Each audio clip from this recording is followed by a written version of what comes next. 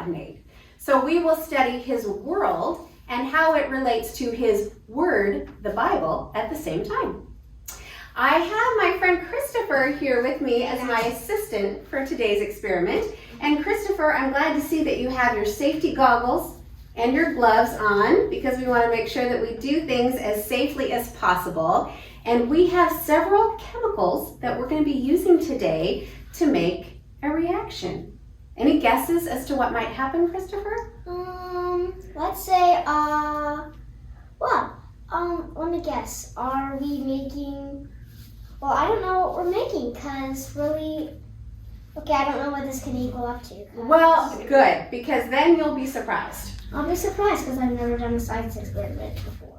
There you go, but you've got in front of you a beaker, and you'll notice that your beaker has some liquid in it, right? Mm-hmm. Now that liquid is hydrogen peroxide, not the kind that you would probably have in your bathroom. This is a special 40 volume hydrogen peroxide that we need for this particular experiment. Mm-hmm. So what we're going to do is we're going to take our beaker and we're going to take some food coloring. And go ahead, you can take the lid off of your food coloring.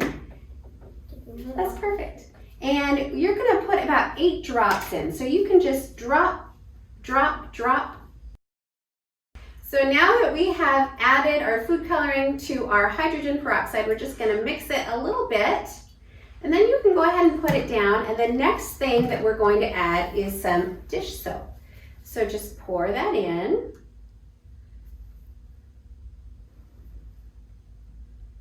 If it'll turn purple now. And once that's poured in, we're going to swirl it around a little more. Perfect. Yep, you can go ahead and swirl it. It's not mixing quite as quickly. All right.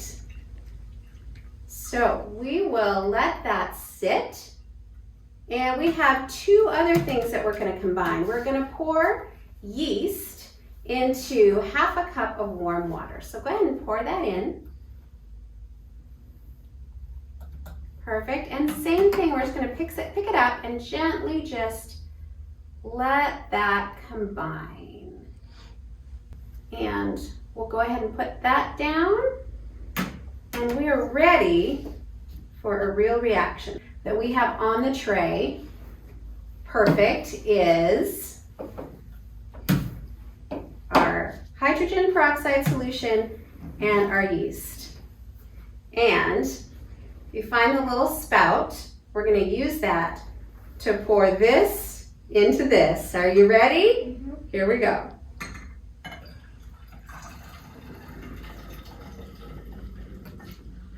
Oh. And there you have it, Christopher. That is called Elephant Toothpaste. Oh my goodness. Mine's still going. How about yours here? Why don't you take your extra beaker off and set it aside, and we'll see how much of this pink foam we get. Oh, I'm about to overflow. Are you overflowing yet? Not yet. It's going to overflow. It is going to overflow. Right about. It's overflowing in 3. So did you think it would make this many bubbles? No. I thought it would actually bubble up. Mine's going to overflow. It's going to overflow if I don't mess with it. Right. Well, Christopher, you can keep playing with it. But you know, this reminds me of a verse in the book of 1 Thessalonians. Now, 1 Thessalonians is a small book in the last part of the New Testament.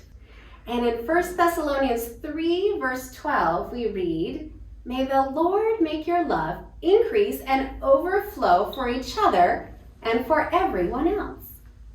We all want to be more loving to others. We try to get along with our siblings and obey our parents and share with our friends, but it's hard and sometimes it feels impossible.